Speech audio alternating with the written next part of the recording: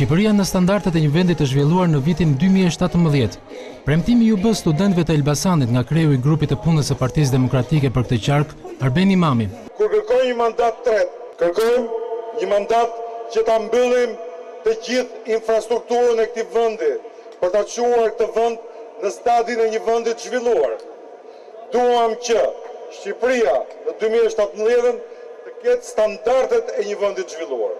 Dhe kjo është e mundur vetëm me këtë model sjelljeje, vetëm me këtë model qeverisje. Modeli tjetër është modeli i gënjeshtrave, është modeli i bllokimit, është modeli që na çon në askund. Për Imamin, vendi arriti të mos përfshihej nga kriza ekonomike për arsye të reformave dhe aplikimit të një politike fiskale të suksesshme. Kjo është shumë e thjeshtë, është një prallë e thjeshtë. Taksa të ulta të sheshta, 10%. Paguaj taksa, rrit buxhetin e shtetit. Për 4 vjet u dyfishua.